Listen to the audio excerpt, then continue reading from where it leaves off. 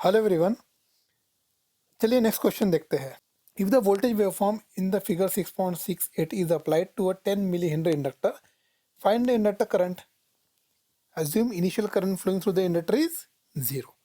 Simple है, एक waveform दी है, this is the voltage across the inductor, हमें करंट फाइंड आउट करना है। सो हम इसको दो पार्ट में डिवाइड कर देंगे। पहले see this is your question, this is your T, this is your V of T, 5 volts minus 5 volts. इसको हम पहले दो पार्ट में डिवाइड कर देंगे। सबसे पहले the time instant is from 0 to 1 and next time instant is from 1 to iteration of step is ramp. iteration of ramp will be parabola. इसके पहले हमने एक कंसेप्ट देखा है पैराबोला का, ठीक है।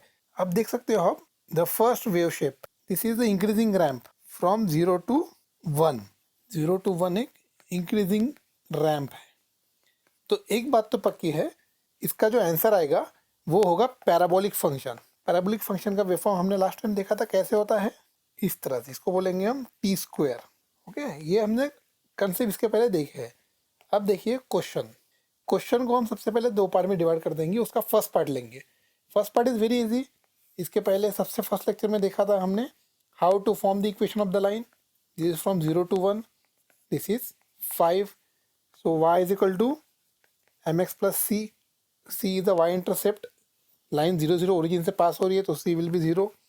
m कैसे निकालोगे आप, y2 minus y1 upon x2 minus x1। y2 है 5 minus 0 upon 1 minus 0, so m आ जाएगा आपका 5। y is equal to 5x। y axis क्या है आपकी, voltage axis. v of t is equal to 5 into T.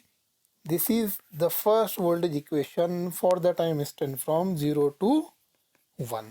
Seconds बोल देंगे हमें यहाँ। 0 to 1 में ये आपका है voltage equation.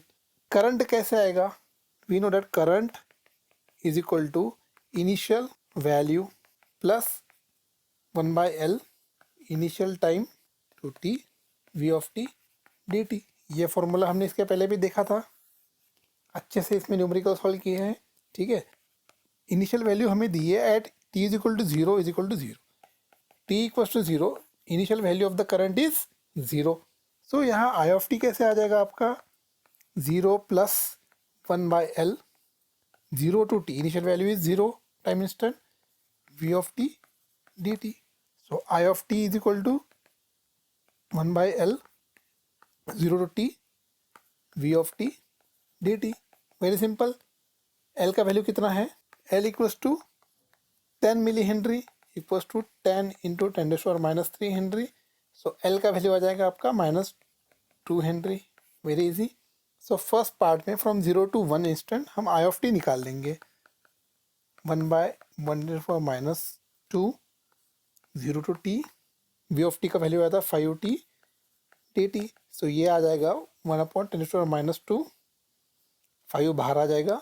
Integration of T is t²/2, 0 to t।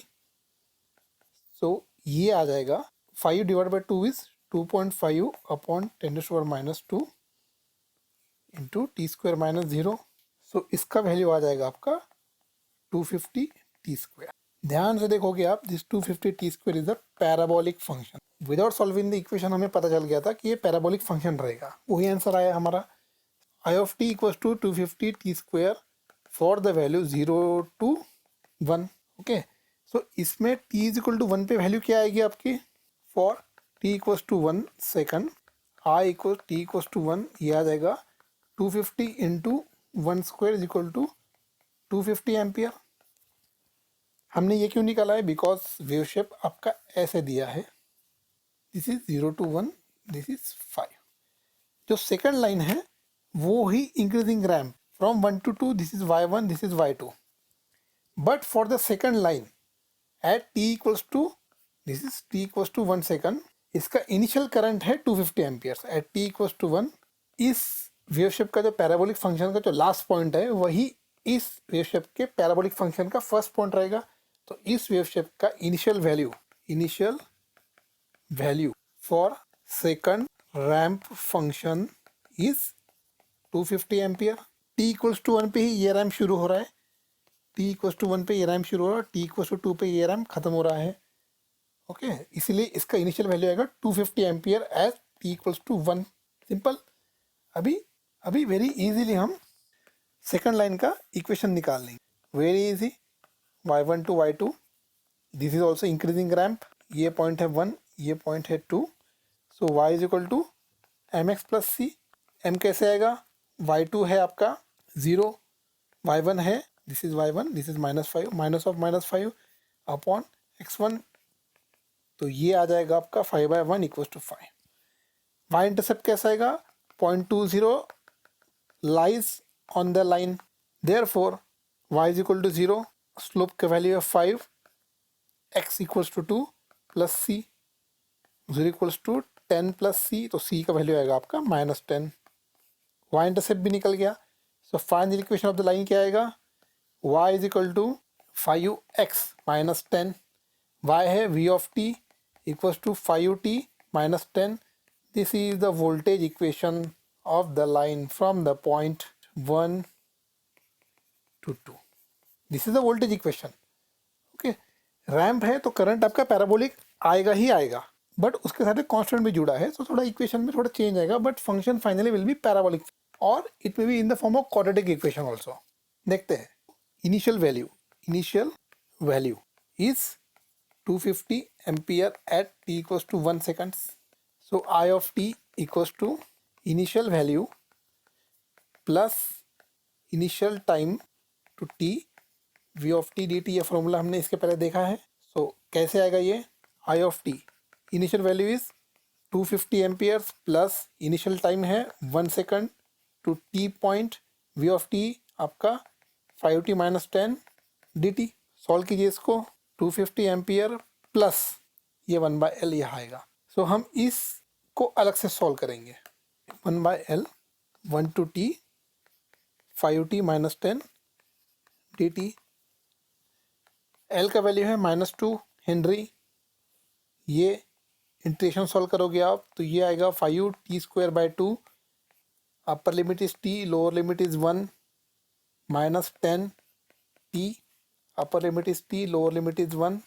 इसको सॉल्व करेंगे तो कैसे आएगा, 10⁻², 5/2 t² minus 1 minus 10 t minus 1, 10⁻² ऊपर चले जाएगा तो ये बन जाएगा 500/2 t² minus 1 minus 1000 t minus 1।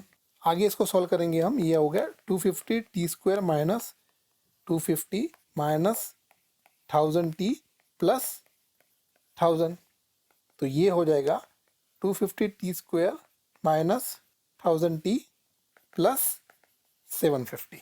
ये हो जाएगा आपका value of this integration 1/L 1 to t v of t dt, इसका वैल्यू जो है वो ये है।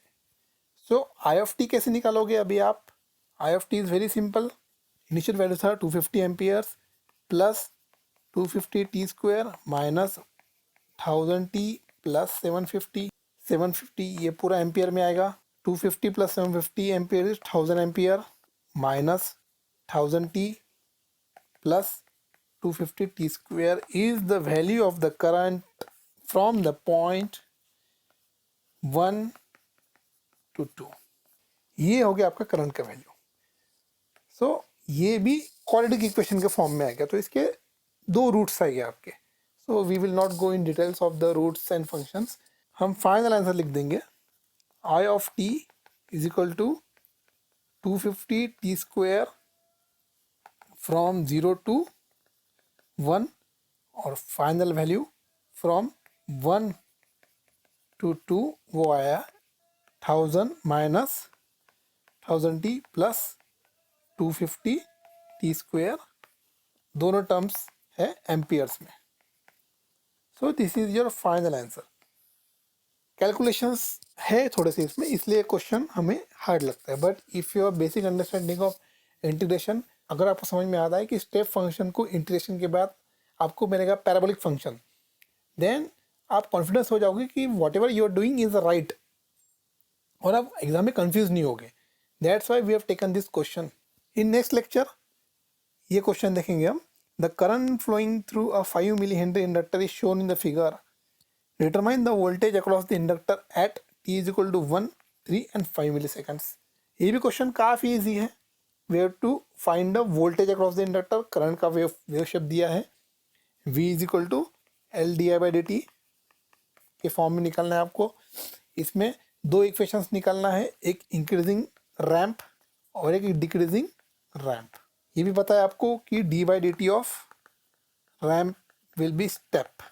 आंसर पता है आपको, फ्रॉम 0 to 2 यहाँ से आएगा स्टेप फंक्शन, ये आएगा 0 और यहाँ डिक्रीजिंग रैंप है, ये भी आएगा आपका नेगेटिव स्टेप. जो भी आंसर है आपका, you can write the answer in the comment section. We will discuss this question with more conceptual understanding in the next lecture. जो भी आपका सुझाव हो, सजेशन हो, एनी फीडबैक हो अबाउट द वीडियोस, और आप कुछ और क्वेश्चन चाह रहे हो जो कि सॉल्व हो पाए with the video lectures, please write your opinions in the comment section. Please like the video, subscribe the channel. Thank you.